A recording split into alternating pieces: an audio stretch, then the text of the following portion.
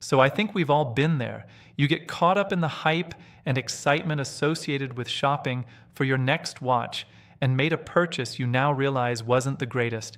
And while buying the wrong watch isn't the end of the world of watch enthusiasm is a lot more fun when you're aware of some of the common pitfalls. And in this video, I'm going to take a closer look at some of the watches and just buying scenarios you should probably avoid at all costs. We're going to be looking at 10 different watches that I would avoid. This is a topic that I've seen in the watch space on YouTube in the past, of course, and just kind of want to give my take as well, because I do think there are distinct paths that you should probably maybe avoid, or maybe would be best to avoid, or mistakes that I've personally made as well. That's always just helpful when going through this buying process. So this video is all going to be about watches that you should avoid. But if you're more about trying to see what's a good snapshot of the market, what are watches that are good to buy, we have recently put together our team just selecting some of our top picks of some of the top men's watches in the industry. I think the list is over 100 watches now, really specific for 2022, covering all different segments of the industry, different styles. So if you want a good jumping off point and maybe buying your first watch and just knowing where to begin, I think that's a great source of information. So I will link to that in the description down below. Check it out on teddybaldestar.com. And while you're there, definitely shop around daddybolster.com, full authorized dealer of 30 brands, and got some really interesting watches to start your collection with. So for the first watch type to avoid, this one I think is pretty obvious. And this is the idea about one, replicas and fakes, replica watches or fake watches. Now this is for me probably one of the most obvious ones on this list, but I know there are many people that buy these type of watches. I would not condone it whatsoever for a variety of reasons. For one, it's infringing on trademarks. So basically, this is just taking an authentic watch, their design, their brand, and then blatantly using their brand logo, trademark, and kind of claiming it as your own. And this is, of course, illegal manufacturing. These watches is illegal. Selling these watches, distributing them, or transporting counterfeit goods is illegal in the United States. So that is something to keep in mind. Different parts of the world is a little bit more lenient, but this is a big deal, and you could face fine, jail time, litigation. And this has happened in the past. There's been examples of it. So I think it's a very obvious thing to avoid copying someone's work, claiming it as your own and taking their trademark and identity. That's not a good thing. And also I think about myself, like, would I want to be looking down and just kind of lying to myself kind of every day? You know, I don't think you need to buy this fake watch because it's kind of faking to own something that you don't really own. And I just would, for some of the values, trying to be authentic about myself, I just wouldn't feel good being able to put something like that on my wrist and going about my day. Because I just feel like I'm just starting every interaction that I have with just not being genuine with them. And if I can't be genuine with myself, how can I be genuine with the world? So I think this is absolutely something that you should avoid, and also to keep in mind, for the same amount of money you might buy one of these fakes for, you can get a real watch with its own identity, and I think that will go way longer. You're talking about this idea of being genuine. I think that will just give you more peace of mind and your whole ability to just interact and be an individual. So now for this next category here of watches to avoid, I have two. Homage, the homage or homage watch. So this is an actually debated issue, and I think there are two different types of these style of watches. I think there's some that will take some inspiration, that are kind of walking the line in a delicate manner and still have their own identity, or at least are doing it in some different way. But then you have the ones that I think are a little bit more just on the nose, kind of nasty and gross, where it's just a direct copy. If all you had to do is just change out the logo and have a new watch, that is where I think it starts to get a little bit dicier, and things that I would probably avoid.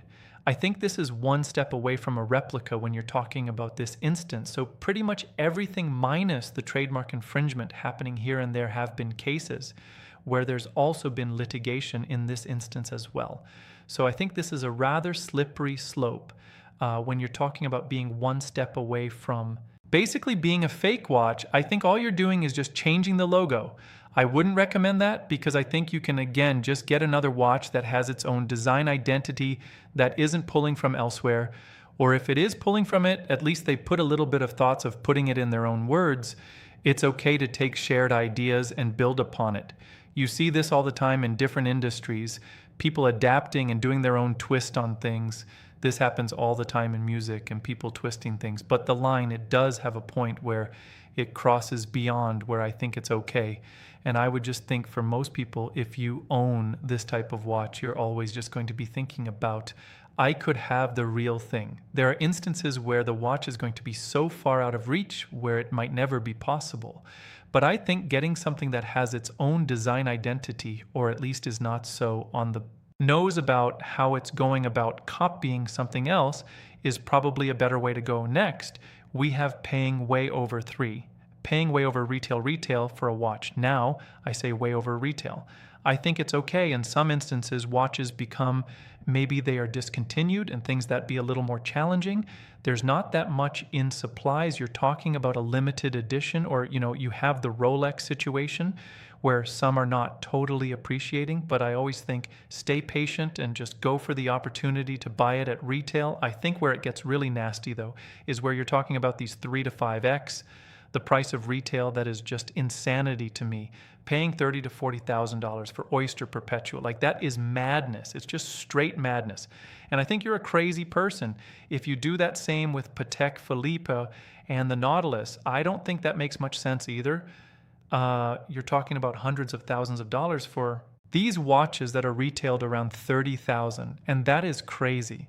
The amount of watches you can get for the money there is incredible. I don't think people understand if you remove the hype, what you could get. I think many of you that are watching this isn't news, but I recently did a review of Brigade Tradition 7097 and talking about how that watch at the time of recording is at retail pricing less than the trading value of a Daytona.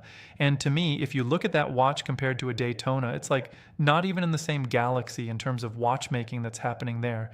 It makes that Brigade look like a nice bargain, and that is saying something. So don't get caught up in the hype. I think this is an exercise of patience, and I think that's important to have when you're buying launches. It's not about getting the instant gratification, and I think if you're able to wait, be patient, the payoff is always better, and you end up not making some silly decisions for our fourth watch. Type. To avoid, we have unproven upstart 4. Unproven upstart brands. So these are brands that I will just kind of lump together as kind of these upstarts with no track record in watchmaking.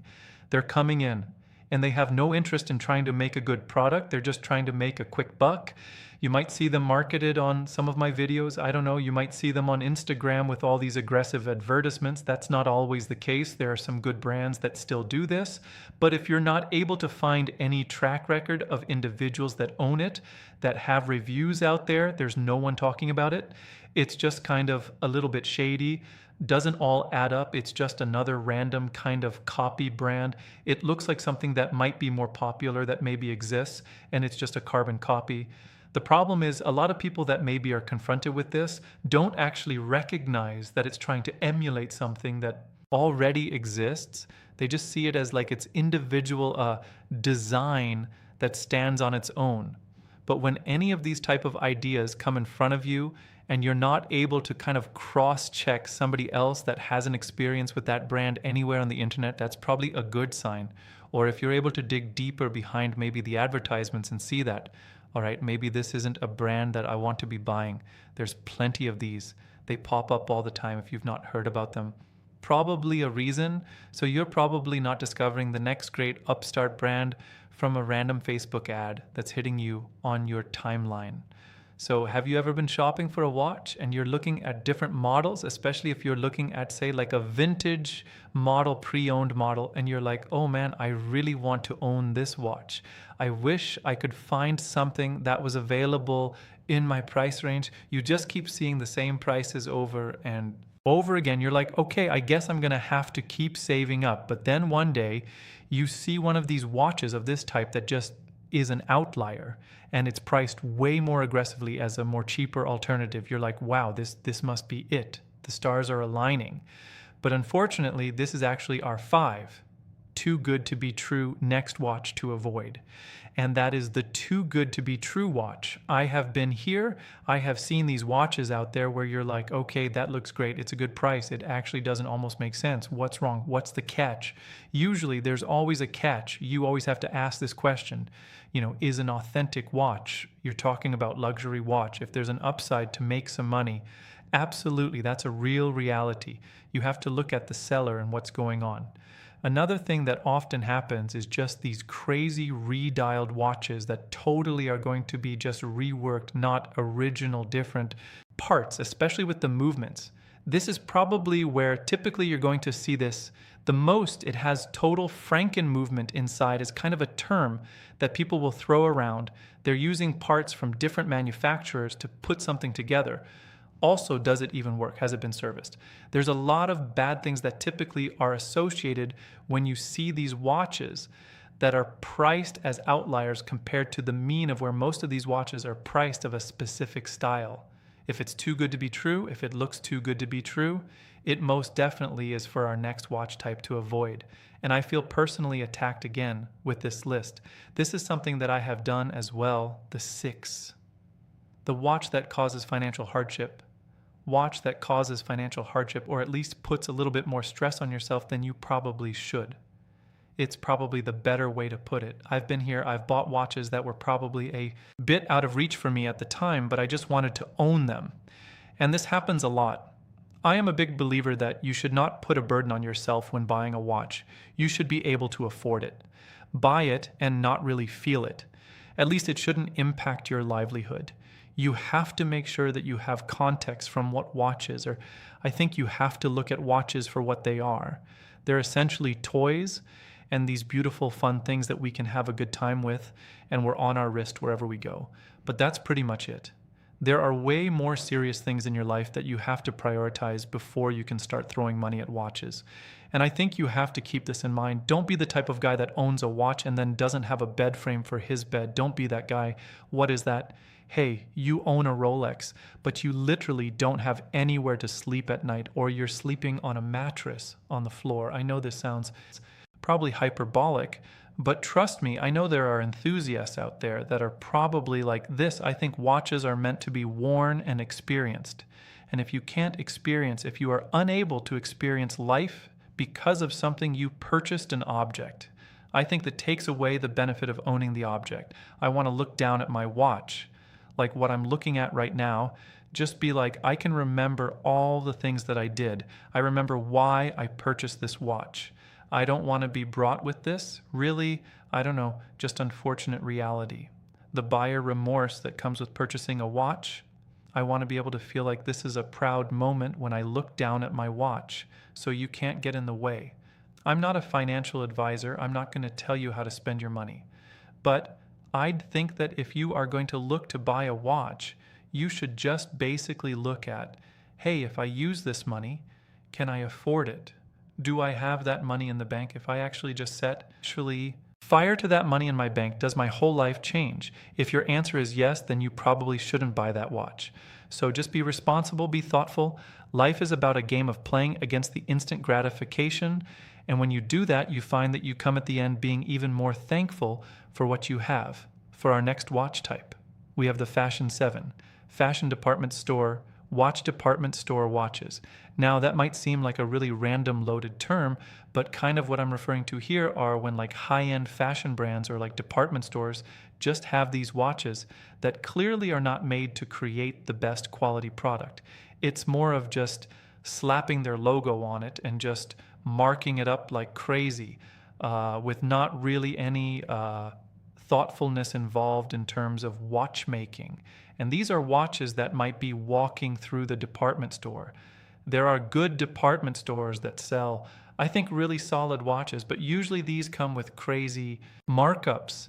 The quality for the dollar amount, not nearly what I think you can get elsewhere. So I think these are watches probably best to avoid. Try to go for the watches that at least have a respect to the art form and what they're creating. And watches that are made to last is really what you want to look for. So something that often happens is certain watches being bolstered up to this hype status or these iconic status based on what they've been able to imprint on the industry with their presence and creation. And then you get these really elevated feelings where people just feel like, hey, I have to own that watch. So that brings us to our next point here, which is the 8, the hype watch. You do not actually care about hype or iconic watch. You don't actually care about. This is a big point for me as well, because I remember just looking at watches and be like, oh, everybody needs to own that. That's part of being an enthusiast. There's no prerequisite of owning a watch to being an enthusiast. There's no prerequisite of owning a watch to becoming a collector. There's no watch that you need to own. Basically what I'm saying, there's no watch that everyone needs to own experience. If you don't like a watch, you don't like a watch. There are great watches. I hear people saying like, hey, you need to own an Omega Speedmaster. Every collector needs an Omega Speedmaster. No, you don't. You don't need to own a Max B Master. That is not true. It's an amazing watch. And I think anybody that does like the Omega Speedmaster, I get it. It's a beautiful watch. But to say that every collector needs that, I think that's silly. Every collector needs to own a Rolex. I don't agree with that either. I think there's many reasons why not to own a Rolex, and there's many reasons to own one as well. Just because a watch is hyped or iconic doesn't mean that you need to own it, because at the end of the day, if you don't like it, then it's not a good watch to own for you. So that's the important thing. Same thing goes for affordable watches. I think this is actually even more dangerous at the affordable end. When I was getting into watches, there were a lot of like entry-level Seikos, like a Seiko SKX. Oh, everybody has to own a Seiko SKX at the time. I liked the Seiko SKX, but I don't think it was really me, and I didn't wear it as much. So it was important for me to understand that, and I purchased it, and I was like, I'm not wearing it as much. And that was kind of the aha moment for me, like, hey, you don't be putting your money into things that other people enjoy that you don't enjoy, because that's all that really matters. You have to enjoy the watch that you decide to put on your 9. Buying the alternative. When the real thing is in reach, wrist, every day for the next watch to avoid, we have the alternative when the real thing is in reach. Say you want that Speedmaster, you're on your way to owning it, you have $2,000 saved, and then one just moment, you're like, oh, I see this other watch, there's around $2,000, it's not really fully there. Maybe it's not even trying to be like a true alternative to it, but it's just a watch for $2,000 and it gets you off track from your goal and you decide to buy it. I think this is a huge mistake. I think many people have made this mistake. Watch collecting is very much like life. You have to delay that instant gratification. You have to allow yourself to scale to eventually own that thing. It's like going after a goal. There's no shortcuts. You just have to make it happen. And if you do make it happen, I always find that with a little bit more patience, you always come out on the other side, being way more appreciative of doing that transaction and having that watch on your wrist. It just fills you up with joy, honestly, when you're able to reach that goal because you didn't cheat yourself when going to get that watch, not by looking elsewhere and finding something. And that's more of an alternative if you can't afford the watch. That's a different story. And if you're doing something irresponsible, but what I find a lot of collectors do is they overlook the idea of how much these smaller purchases add up to maybe one larger purchase. And if you do have your eyes set on that larger purchase, you should hold out for the real thing, not for anything as a substitute, because nothing will give you the amount of just fulfillment and the amount of just joy that will come with getting the real thing that you have your eyes set on. And for our last watch to avoid here, we have 10, the investment watch, the investment watch.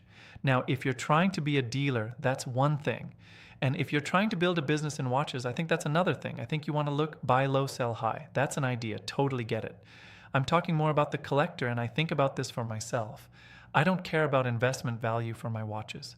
Know that I put a lot of money in my watches, but that's not why I decide to buy watches from my personal collection. I think this is a good idea for a couple of reasons. One is watches across the industry are going to depreciate more than they are going to appreciate.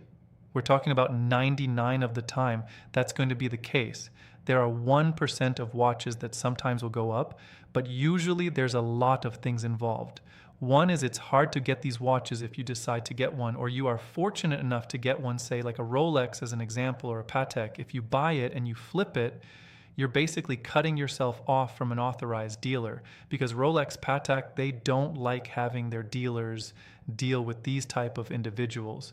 So you're pretty much now creating your A barrier to ever getting that watch again. So you pretty much cut yourself off from the supply. The other thing that ends up happening is you look at the end sale price and you're like, oh, wow, look at the return you can get. But then you don't factor in a few things. One is just the absolute minimum that will come with how to sell the watch. If you're selling it even at like using something like a basic payment processing system, you're talking about like 2.5%, 3% off the top immediately. And these margins can be tight if you're trying to buy something pre-owned and then try to flip it, for example, and see if you can get some money back. So take 3% off the top, and that's on the low end. Say, if you're using something like eBay, they take even more off the top, where a lot of people are going to ultimately go, are you going to be able to, with no track record, get someone to wire you tens of thousands of dollars? It's probably going to be a tough thing to get somebody to do before they see the watch. So that's another difficulty. Then you also will have, if you're trying to sell it to a dealer, you have to deal with what they have to do, which is buy. Low, sell high, and make some money. They have to make profit as well. And when looking at specifically the trends for watches that do appreciate like crazy, most of them had starting prices that retail over $10,000. There have been ones below. But if you look at those unicorns in the market, that's really where they're positioned. The ones that have like double, tripled X retail. Those are the models. And also, as you're seeing, many of these are coming back down and returning to normal, which I think is going to be more of the case. I think some of this was very much inflated, and it's good to actually see this come back to earth, because I think that helps everybody's stability in the marketplace, better buying for enthusiasts out there. But just to kind of conclude this final point, I think investment watches, sure, you can make some money, but I don't think it's the right idea mentality to have when you're looking to buy your next watch. But all right, everybody, that is my list looking at 10 watch types to avoid in 2022. Do you agree with my list? Are there some other watch types that you would avoid that were not mentioned?